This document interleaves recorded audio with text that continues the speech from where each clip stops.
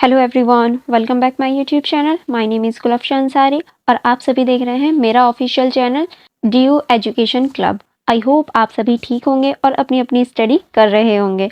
और मैं आज आपके लिए लेकर आई हूँ BA प्रोग्राम। सेमेस्टर हमारा 5th चल रहा है और हमारी बुक चल रही है हिस्ट्री की, जो हमारी GE कोर्स के अंतर्गत आती है। और हमारी इस बुक का नाम है आधुनिक विश्व में जेंडर, जो कि हिंदी में दे रखा है, और इंग्लिश में हमारी इस बुक का नाम है gender in the modern world. I hope आपने इसके ऑलरेडी जितने चैप्टर मैंने पढ़ाए हैं वो सारे पढ़ लिए होंगे, क्योंकि हमने यूनिट नंबर 3 तक हमारी पूरे कवर हो चुका है और आज हमारी यूनिट नंबर 4 स्टार्ट होने वाली है। अगर आपने यूनिट नंबर 3 तक सारे चैप्टर्स नहीं देखे हैं तो आप फटाफट से जाकर उन्हें देख लीजिए। अगर आपने देख लिए हैं तो ये बहुत अच्छी बात है। आई होप आपने नोट्स भी बना लिए होंगे और आपने उन सभी को पढ़ा भी होगा। और जो मैं क्वेश्चन पूछती हूँ आप लोग उसके आंसर देते हैं, जो बहुत अच्छी बात है, जिससे पता चलता है कि हाँ आप सच में पढ़ने वाले बच्चे हो। क्योंकि जो पढ़ता नहीं है उसे आई थिंक फ़र्क भी नहीं पड़ता कि वो उन क्वेश्चन का आंसर दे या ना दे। तो अगर मैं आपसे कोई भी क्वेश्चन पूछती हूँ वीडियो में तो आप उसका आंसर ज़रूर देना कमेंट बॉक्स में, और मैं रिप्लाई भी करती हूँ। और अगर आपको कोई भी कन्फ्यूजन हो तो आप मुझसे कमेंट बॉक्स में पूछ भी सकते हैं। चलिए आप फटाफट से हमारी इस वीडियो को प्यारा सा लाइक कर दीजिए और अपने फ्रेंड्स और जितने भी आपके पास ग्रुप्स हैं उनके साथ शेयर करना मत भूलना। ओके, जिस तरह से मैं आपके लिए मेहनत कर रही हूँ, आपका भी फ़र्ज़ बनता है कि आप अपने सारे ग्रुप्स में और अपने फ्रेंड्स के साथ इस वीडियो को शेयर करके मेरी हेल्प करें। जैसे मैं आपकी हेल्प करती हूँ वैसे ही आपको भी मेरी हेल्प करनी चाहिए। चलिए फिर फटाफट से आज की हमारी वीडियो स्टार्ट करते हैं यूनिट नंबर 4 से। ओके, हमारी यूनिट नंबर 4 स्टार्ट हो रही है और यूनिट नंबर 4 जो है हमारी इस यूनिट का नाम है दक्षिण अफ्रीका में महिलाओं और रंगभेद विरोधी आंदोलन। यानी हम मेनली इस यूनिट में दक्षिण अफ्रीका की बात करने वाले हैं और जो रंगभेद था, रंगभेद जो नस्ल के आधार पर, जो रंग के आधार पर भेदभाव किया जाता था उसके बारे में बात करेंगे। और रंगभेद पुरुषों और महिला दोनों के साथ होता था तो इस बारे में भी बात करेंगे। और महिलाओं को कैसे रंगभेद की वजह से दोहरे भेदभाव का सामना करना पड़ता था इस बारे में भी हम चर्चा करने वाले हैं। चलिए फिर स्टार्ट करते हैं आज के हमारी वीडियो। चलिए फिर देखते हैं परिचय से। फर्स्ट हम इसका परिचय पढ़ते हैं। परिचय बहुत ज़्यादा इम्पॉर्टेंट दे रखा है आपकी बुक में, तो मैं सजेस्ट करूँगी आपको पूरा परिचय पढ़ना चाहिए, तभी आपको पूरे चैप्टर की जो समरी है वो आपको समझ में आ जाएगी। बहुत अच्छे से दे रखा। चलिए फिर स्टार्ट करते हैं हम परिचय से। रंगभेद 1948 और 1994 के बीच दक्षिण अफ्रीका की सरकार द्वारा लागू किए गए गैर गोरे का नस्लीय अलगाव था। यानी ये जो था रंगभेद मेनली क्या था, ये दक्षिणी अफ्रीका की जो सरकार थी उसके द्वारा लागू किया गया गैर गोरों का अलगाव था, जो कि 1948 से 1994 तक चलाया गया था। इस प्रणाली के तहत गैर गोरों के अधिकारों को बहुत कम कर दिया गया था और गोरों का वर्चस्व बनाए रखा था। यानी गोरों को आगे रखा जाता था और जो गैर गोरे थे उनका जो अधिकार थे, उनका जो वर्चस्व था, सभी और जो जितने भी अधिकार थे उनको खत्म कर दिया गया था। हालांकि दक्षिण अफ्रीका में नस्लीय भेदभाव पहले के समय से ही किया गया था, लेकिन यह आधिकारिक नीति के रूप में रंगभेद 1948 में अपनाया गया। यानी देखिए नस्ल भेद के ये जो रंगभेद था दक्षिणी अफ्रीका में पहले के समय से ही था, लेकिन ये जो सरकार द्वारा लागू किया गया, जो सरकार द्वारा नीति में लागू किया गया, ये 1948 में किया गया था जब राष्ट्रवादी पार्टी सत्ता में आई। यानी ये मेनली काम जो किया था वो राष्ट्रवादी पार्टी ने किया था, जो आप इस चैप्टर में आगे पढ़ने वाले हैं कि किस तरह से राष्ट्रवादी पार्टी ने रंगभेद को बढ़ावा दिया, नीतियां बनवाई, किस तरह से दोनों अश्वेत और श्वेत को अलग रखने का प्रयास किया गया, किस तरह से नीतियां बनाई गई थी, इन सभी के बारे में आप इसमें पढ़ने वाले हैं। इस तरह से भेदभावपूर्ण नीति दक्षिण अफ्रीका द्वारा दक्षिण पश्चिमी अफ्रीका में अपनाई गई जब उस पर दक्षिणी अफ्रीका का कब्जा था। यानी ये सारी नीतियां अपनाई गई थीं। रंगभेद के कारण लगभग सभी क्षेत्रों में गैर गोरों का वर्चस्व और उनके साथ भेदभाव बहुत और उनके भौगोलिक रूप से कुछ स्वशासित मातृभूमि तक सीमित कर दिया, जिसे बंटुस्तान कहा जाता था। यानी देखिए जो गैर गोरे लोग थे, जो अश्वेत थे, उनकी जो भूमिका थी, उनका जो वर्चस्व था, उनके जो स्वामित्व थे, वो सभी को कम कर दिया गया। इसी चीज को बंटुस्तान के नाम से जाना गया। रंगभेद में एक जेंडर आयाम भी था। रंगभेद के प्रचारक गैर पुरुष अश्वेत पुरुषों को शहरी क्षेत्रों में काम देकर उन्हें नियमित करना चाहते थे। यानी जो अश्वेत लोग थे उन्हें शहरों में लाकर काम करने की अवसर देते थे ताकि वो शहरों में आए और जो श्वेत लोग हैं वो उन पर नियंत्रण कर लें और उनकी जो ज़िंदगी है अश्वेत लोगों की वो उनके कब्जे में आ जाए। इस तरह से वो लोग सोचते थे और इस तरह से नीतियाँ बनाई गई थी।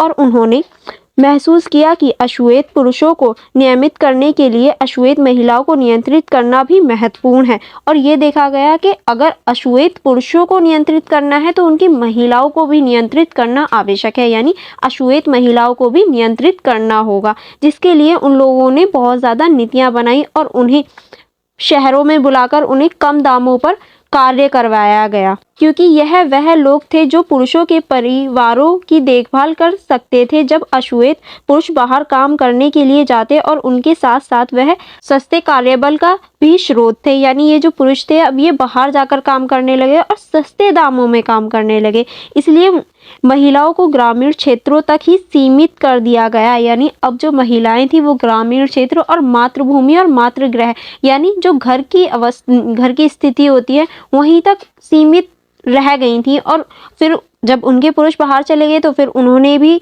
आसपास के क्षेत्रों में जाना शुरू किया ताकि जो कंडीशन है उसको सुधारा जा सके। जब उनके पुरुष काम के लिए पलायन कर गए, महिलाओं को अत्यधिक भीड़ भाड़ और उजाड़ ग्रामीण इलाकों में अपने परिवारों को बनाए रखना था। अपने बच्चों को जातीय अंत की भावना पैदा करते हुए कार्यबल को सस्ते में पुनर्स्थापित करना पड़ा। यानी देखिए जब उनके पुरुष बाहर काम के लिए चले गए अब उन्हें भीड़ भाड़ वाले इलाकों में जाना पड़ा और ग्रामीण इलाकों में ये काम करने के लिए और साथ ही अपने बच्चों को जो जातीय भेदभाव था उसको बढ़ावा देने के लिए और उसको समझाने के लिए भी उन्होंने प्रयास किए।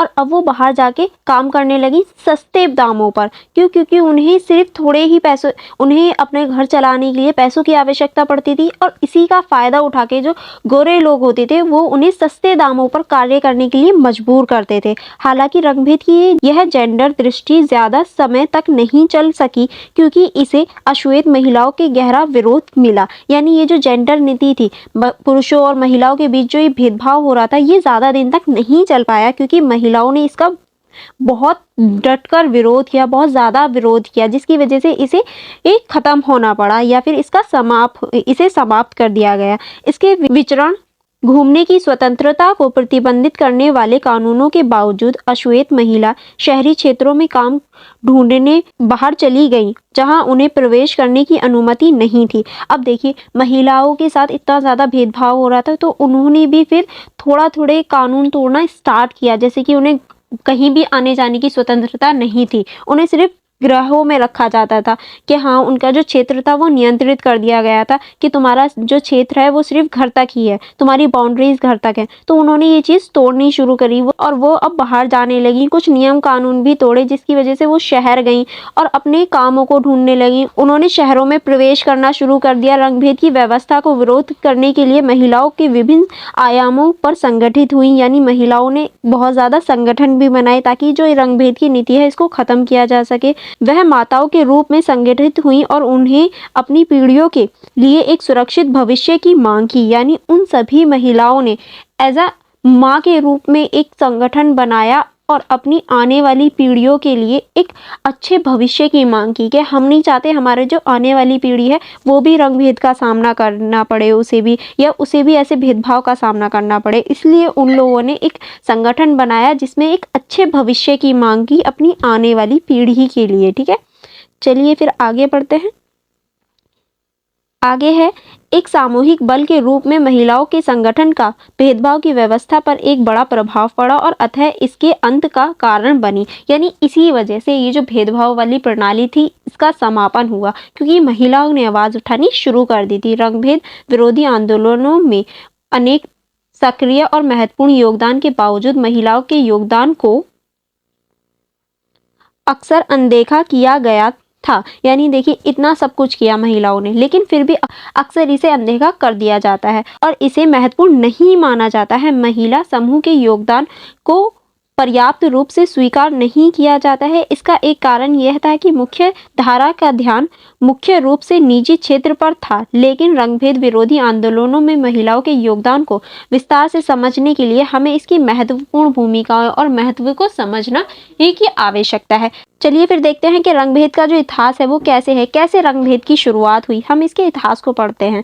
दक्षिण अफ्रीका की जनसंख्या में श्वेत, अश्वेत, अफ्रीका और भारतीय शामिल थे। दक्षिणी अफ्रीका की जो जनसंख्या है उसमें श्वेत लोग भी थे और अश्वेत भी थे, अफ्रीकन भी थे और भारतीय भी शामिल थे। ये एक 5 लोग ऐसे थे जो एक साथ मिलकर एक समाज का स्थापना करते थे और दक्षिण अफ्रीका में रहते थे। लगभग इतने अफ्रीकन थे, इतने अश्वेत थे और इतने भारतीय और लगभग इतने श्वेत लोग थे।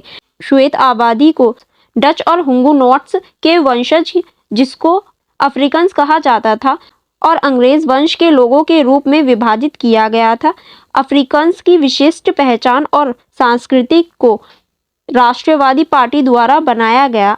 अंग्रेजी यूनाइटेड पार्टी के साथ जुड़ी हुई थी, जो राष्ट्रीय पार्टी का मुख्य विरोधी था। यानी राष्ट्रीय पार्टी जो थी वो अंग्रेजी यूनियन के साथ जुड़ी हुई थी, जिसकी वजह से उसने भेदभाव को बढ़ाने का प्रयास किया और ये जो रंगभेद की नीति थी उसको बढ़ाया। अफ्रीकी बॉन्टू बोलने वाले लोग इसमें लगभग 69% आबादी थी, लेकिन उनके केवल 13% भूमि आवंटित की गई थी। यानी ये लगभग ये जो अफ्रीकी लोग थे वो 69 थे जो बुंटू बोलते थे, लेकिन उनके पास सिर्फ 13% भूमि दी गई थी उन्हें। इसलिए जो सीमित स्थान उन्हें मिला था उसके कारण वहाँ उन्हें रहना और उनके लिए बहुत मुश्किल था। ऐसी परिस्थितियों ने उन्हें काम के लिए अपनी जगह से बाहर शहरी क्षेत्रों में जाने के लिए मजबूर किया, क्योंकि देखिए एक तो उनके पास जो जगह थी वो बहुत ज़्यादा कम थी। अब कम जगह थी तो इसलिए वहाँ के जो लोग थे उनके पास रोज़गार भी नहीं था और इसीलिए वो लोग शहरों में जाते थे रोज़गार की तलाश में। उन्हें एक मजबूरी थी कि हाँ उन्हें शहरों में जाना पड़ता था रोज़गार की तलाश में। ऐसी परिस्थितियों ने उन्हें काम के लिए अपने शहरों से बाहर शहरी क्षेत्रों में जाने के लिए मजबूर किया, लेकिन वह अभी भी झुग्गी जैसी स्थितियों में ही सीमित रहे। महिलाओं काम पर बाहर जाने की भी अनुमति नहीं थी। यानी अब भी वो लोग झुग्गियों जैसी स्थिति में थे, झुग्गियों में रहते थे। झुग्गियों मतलब आप लोग समझते होंगे, झुग्गियों मतलब होता है छोटे छोटे घर होना, बहुत छोटे छोटे घरों को झुग्गियां बोलते हैं। तो झुग्गियों में रहते थे, ऐसी स्थिति थी और महिलाओं को काम करने या फिर बाहर जाने की अनुमति नहीं थी और उन्हें अपनी पारंपरिक जिम्मेदारियों को पूरा करने के लिए घरेलू क्षेत्र तक ही सीमित रखा गया। यानी ये माना जाता था कि जो महिला है वो सिर्फ घरेलू कार्यों के लिए है, वो बाहर जाने या फिर कोई कार्य और कुछ करने के लिए नहीं है। उनका आंदोलन इस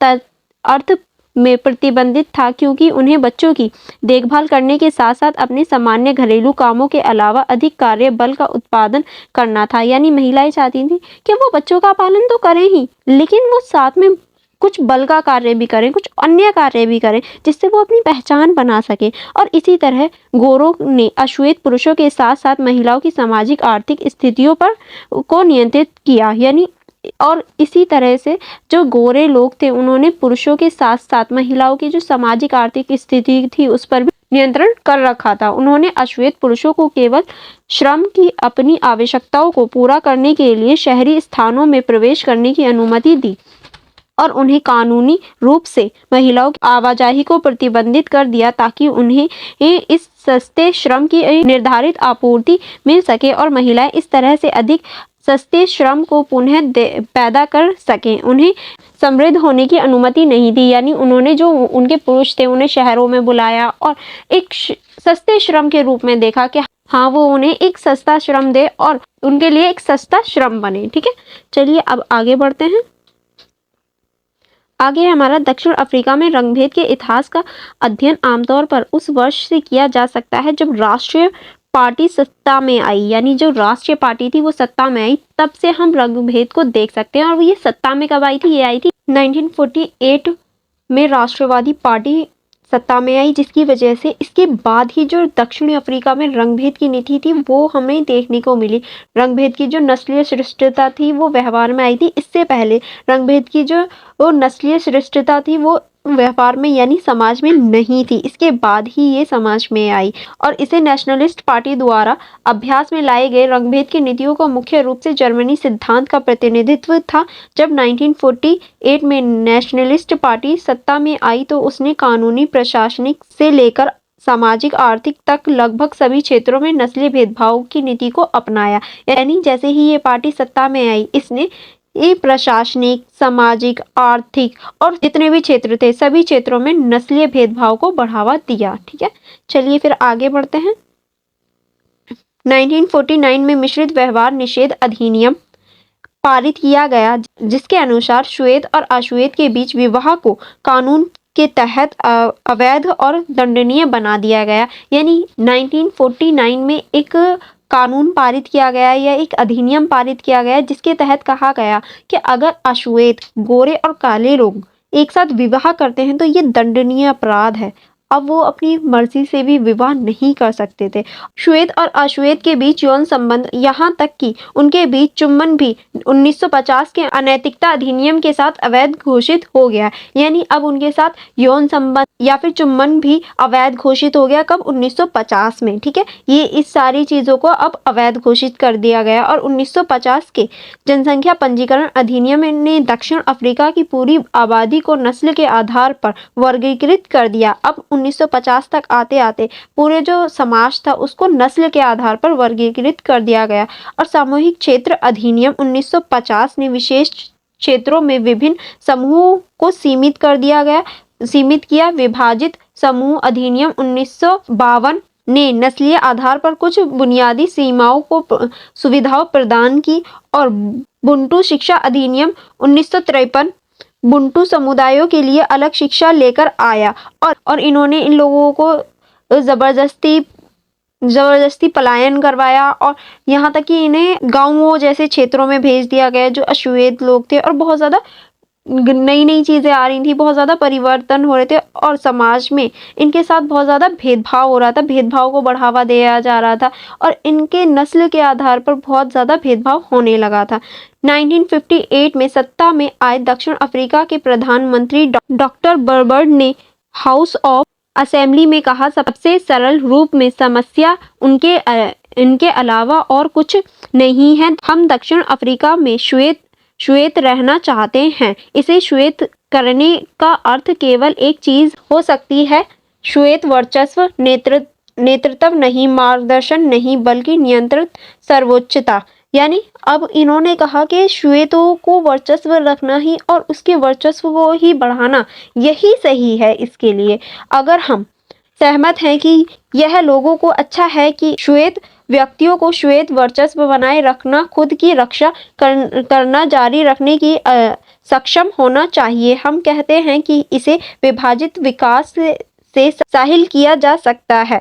यानी इन्होंने अब इस चीज़ को और ज़्यादा बढ़ावा दिया। नेशनलिस्ट पार्टी ने पार्टी के सिद्धांतों में निम्नलिखित बयान दिए, ये या तो हमें इस समानता की नीति का पालन करना चाहिए जिसका अर्थ अतः श्वेत जाति के लिए राष्ट्रीय आत्महत्या होगा, या हमें रंगभेद के रास्ते को आगे बढ़ाना चाहिए। इसके प्रत्येक जाति के चरित्र और भविष्य की रक्षा की जा सकती है। यानी अब ये जो नेशनलिस्ट पार्टी थी इसने अपने प्रभुत्व को जमाने के लिए कुछ सिद्धांत दिए, जैसे कि इन्होंने कहा कि हमें या तो समानता की नीति को अपनाना चाहिए जो कि अश्वेत के लिए, जो कि श्वेत लोगों के लिए एक आत्महत्या जैसी होगी, या फिर जो रंगभेद है उसके रास्ते को बढ़ाना चाहिए। और अगर हम रंगभेद की नीति को अपनाते हैं तो ये सभी जातियों के चरित्र के लिए सही होगा। इन्होंने ये सारी दलीलें दी। ठीक है, चलिए आगे बढ़ते हैं। अब हम देखेंगे, यह बहुत आम बात नहीं थी कि किसी भी सरकारी नीति पर उस तरह का ध्यान दिया गया जो दक्षिण अफ्रीका सरकार की नस्लीय नीति को मिला। यानी अब दक्षिण अफ्रीका की जो नस्लीय नीति थी उस पर ध्यान केंद्रित किया गया और किसी पर नहीं किया गया। यह इस तरह से फैसला किया गया कि दुनिया के विभिन्न हिस्सों और क्षेत्रों में इसकी चर्चा होने लगी और इसे गलत माना जाने लगा। लेकिन फिर भी जो दक्षिण अफ्रीका था उसने इसको ख़त्म नहीं किया और इसे लंबे समय तक चलाए रखा। और जो अश्वेत लोग थे, इन्होंने लंबे समय तक इसका भेदभाव और इसका संघर्ष किया, इसके लिए संघर्ष किया, जो कि बहुत ज़्यादा अब शर्म की बात है कि हाँ, इतने लंबे समय तक ये लोग इस नस्ल के आधार पर भेदभाव का सामना कर रहे थे, जो कि सही नहीं है। संघर्ष अश्वेत बहुत और श्वेत अल्पसंख्यक के बीच में थे। यानी देखिए, जो अश्वेत थे वो बहुत थे, लेकिन जो श्वेत थे वो अल्पसंख्यक थे। फिर भी श्वेत लोगों का वर्चस्व था, क्योंकि ये अपने आप को उच्च मानते थे, अपने आप को ज़्यादा अच्छा मानते थे, ज़्यादा सही मानते थे। ठीक है,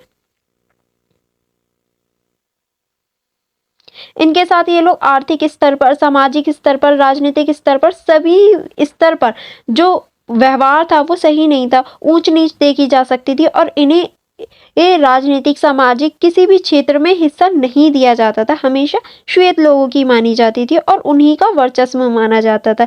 लेकिन गोरे जो अल्पसंख्यक थे, उन्हें हमेशा उसकी मांगों को अस्वीकार कर दिया, क्योंकि उनकी सोच थी कि गोरे अश्वेत से बेहतर हैं। यानी जब भी अश्वेत लोग कोई भी मांग करते थे, तो श्वेत लोग उनकी जो मांग थी उसको इनकार कर देते थे, और उनका मानना था कि जो गोरे लोग हैं, जो श्वेत लोग हैं, वो अश्वेतों से बेहतर हैं। इसीलिए वो हमेशा अश्वेत लोगों को दबाने का प्रयास करते थे, हमेशा उनकी जो नीतियां थी, उनके जो अधिकार थे, उनको छीनने का प्रयास करते थे। रंगभेद की नीति को अपनाने में दक्षिण अफ्रीका सरकार के उद्देश्यों में से एक अफ्रीकियों की राष्ट्रीयता रद्द करना था, जो आबादी की लगभग 4/5 हिस्से थे, क्योंकि उन्होंने अफ्रीकियों को कई जातीय मातृभूमि का नागरिक बना दिया था।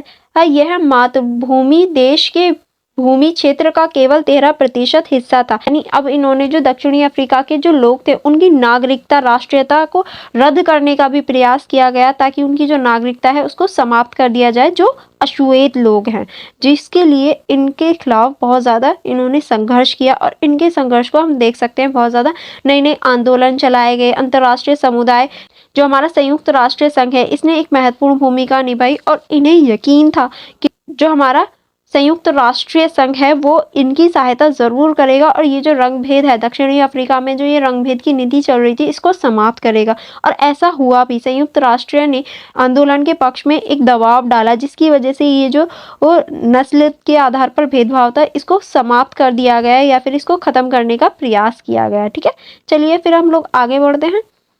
आगे अब हमारा दे रखा है रंगभेद में अश्वेत महिलाओं के अनुभव। यानी देखिए, रंगभेद की जो नीति थी उसमें पुरुष और महिलाओं के साथ, दोनों के साथ भेदभाव होता था, लेकिन जो महिलाएं थी उनके साथ तो दोहरा भेदभाव होता था। एक जो अश्वेत हैं इसके आधार पर, दूसरा कि वो महिला हैं इस आधार पर भी उनके साथ भेदभाव होता था। क्योंकि आप ये चीज़ पढ़ चुके हैं, महिलाओं के साथ हमेशा भेदभाव होता है हमारे समाज में। तो वही चीज़ है, एक तो उनके महिला होने पे भेदभाव, दूसरा उनके ऊपर अश्वेत होने का भेदभाव, तो उन्हें दोहरे भेदभाव का सामना करना पड़ता था। अब किस तरह से, चलिए देखते हैं। हालांकि भेदभाव गोरों द्वारा अश्वेतों पर सामान्य नस्लीय भेदभाव था, लेकिन अश्वेत महिलाओं के अनुभव कई मायनों में अश्वेत पुरुषों से अलग हैं। यानी पुरुष और स्त्री अश्वेतों के साथ व्यवहार तो होता था, भेदभाव तो होता था, लेकिन जो महिलाएं थी उनके अनुभव पुरुषों से अलग हैं। अश्वेत महिलाओं द्वारा सामना किए जाने वाले भेदभावों का विशेष विश्लेषण करते हुए कोई भी जाति, वर्ग और लिंग को एक ही समय में काम करते हुए देख सकते हैं। एक लेखक ने एक भेदभाव को उत्पीड़न का ट्रिपल योग कहा है।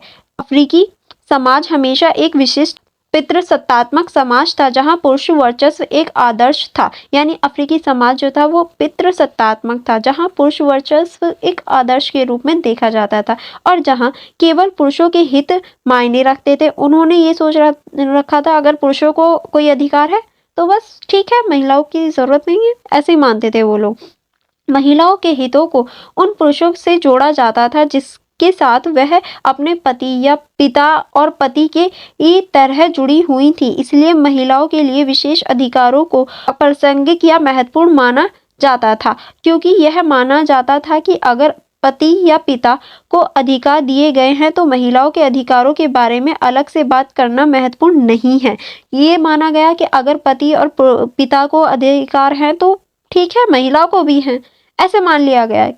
चाहे महिलाओं को कोई अधिकार नहीं है, पर अगर उनके पति और पिता को अधिकार है तो ठीक है, महिलाओं को भी, उन्हें कोई अधिकारों की आवश्यकता ही नहीं है। अरे भाई, क्यों आवश्यकता नहीं है? जब उनके पति और पिता को आवश्यकता है तो उन्हें भी तो होगी। तो इस बात पर कोई बात करने की ज़रूरत ही नहीं मानी जाती थी कि कोई ज़रूरत ही नहीं है, ये तो कोई मुद्दा ही नहीं है बात करने का, ऐसा माना जाता था। क्यों नहीं है भाई? जब पुरुषों को समान अधिकार है तो महिलाओं को भी तो है। इस बात पर फिर उन्होंने जोर दिया और इस मुद्दे को भी उठाया कि नहीं, पुरुषों को या फिर हमारे पति और पिता को ये अधिकार नहीं, हमें भी अधिकार है। हमें भी अधिकार है कि हम अपने अधिकारों की बात करें, अपने अधिकारों को चुनें, क्योंकि उनके हित पुरुषों से बंधे हुए थे और ऐसा माना जाता था कि जो उनके हित हैं वो पुरुषों से बंधे हुए हैं। अश्वेत महिलाओं को भूमि या संपत्ति या अपने बच्चों की अभिरक्षा का कोई अधिकार नहीं था। यानी अश्वेत महिलाओं को भूमि, संपत्ति या बच्चों की अभिरक्षा की कोई भी अधिकार नहीं था। कई अफ्रीकी समुदायों में लोम्बोला या दुल्हन की कीमत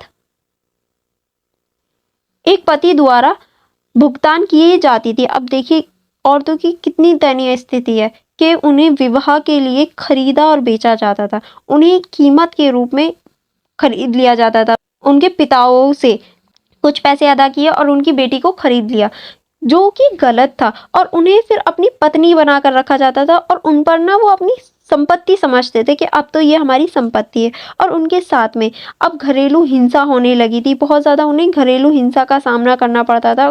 घरेलू हिंसा के साथ साथ जो अगर कोई महिला बाहर कार्य करती थी, एक पति की हिंसा का सामना करना पड़ता था घरों में, और अगर वो घरों से बाहर निकल जाएं तो वहाँ जो सरकारी अधिकारी होते थे, जितने भी लोग होते थे, कर्मचारी होते थे, उनका भी अब उन पर वर्चस्व था। उन्हें उनका भी सामना करना पड़ता था। यानी उन्हें जेंडर के आधार पर और नस्ल के आधार पर दोनों ही क्षेत्रों में भेदभाव का सामना करना पड़ रहा था। और रोजगार के क्षेत्र में भी अब महिलाओं को भेदभाव का सामना करना पड़ रहा था और उन्हें अब और ज़्यादा संघर्ष की आवश्यकता हो रही थी।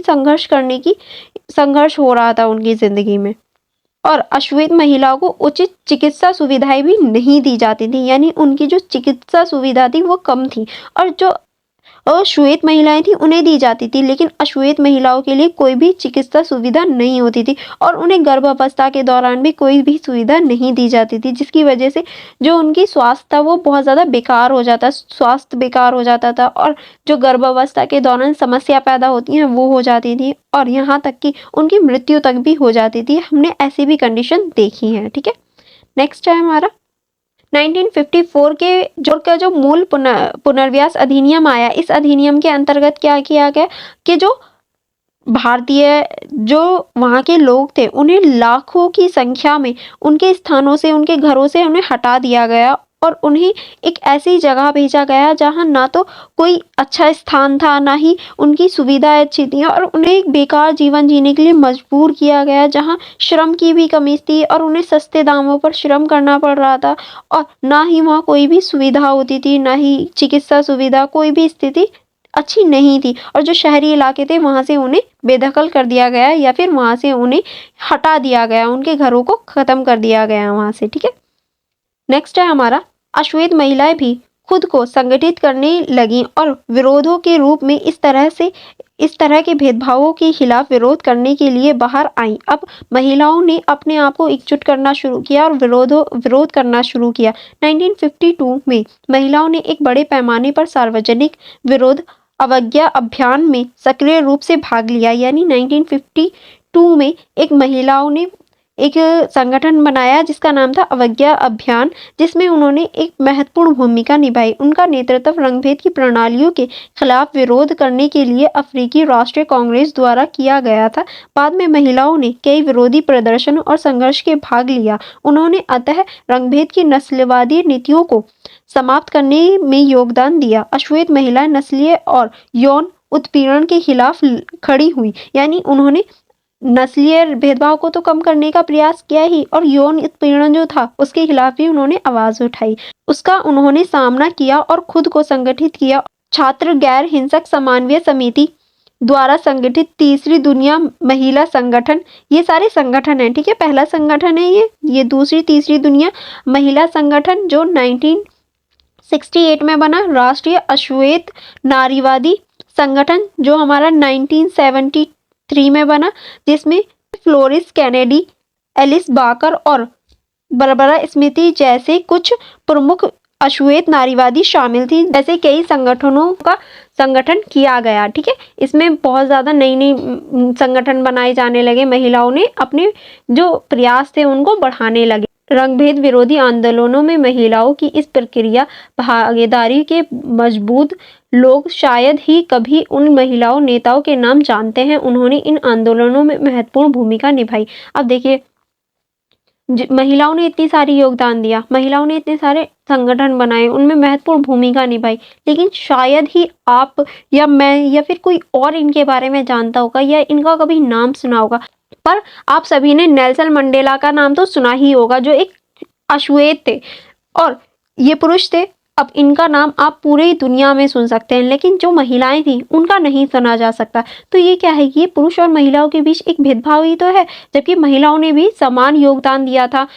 बेशक इन्होंने भी बहुत बड़ा योगदान दिया था, मैं ये नहीं कह रही कि इन्होंने योगदान नहीं दिया, पर ऐसा नहीं है सिर्फ पुरुषों ने योगदान दिया, महिलाओं ने भी तो दिया था, तो उनकी भी तो बात होनी ही चाहिए। ठीक है, इन महिलाओं ने 20वीं शताब्दी के दौरान और वर्तमान में दक्षिण अफ्रीका में सामाजिक और राजनीतिक आंदोलनों के लिए खुद को अमूल्य साबित किया। यानी इन महिलाओं ने इतना योगदान दिया कि अब इनका मूल्य लगाना बहुत मुश्किल है, क्योंकि इन्होंने समाज में एक महत्वपूर्ण भूमिका निभाई थी। जिस तरह से हम पीछे देख चुके हैं कि महिलाओं ने किस तरह से दोहरे भेदभाव का सामना करना पड़ा, इतनी सारी परेशानियों का सामना करना पड़ा, पर फिर भी उन्होंने हार नहीं मानी और जो भेदभाव था, जो समाज था, उसमें एक समानता लाने के लिए और जो भविष्य है उसमें ऐसी चीज़ें ना हो, उनकी आने वाली पीढ़ी ऐसी चीज़ें ना देखे, उसके लिए बहुत ज़्यादा संघर्ष किए। ठीक है, आई होप आपको ये सारी चीज़ें समझ में आ गई होंगी। अब यहाँ से हम लोग नेक्स्ट वीडियो में कवर करने वाले हैं, और अगर आपने हमारे वीडियो को लाइक नहीं किया है तो आप फटाफट से लाइक कर दीजिए और मेरे यूट्यूब चैनल को सब्सक्राइब भी कर दीजिए, ताकि आपको आने वाली वीडियोज़ की जल्दी से नोटिफिकेशन मिल जाए और आप उसे मिस ना कर पाएँ। चलिए फिर करते हैं इस वीडियो को बाय बाय, मिलते हैं नेक्स्ट वीडियो में। Thank you for watching.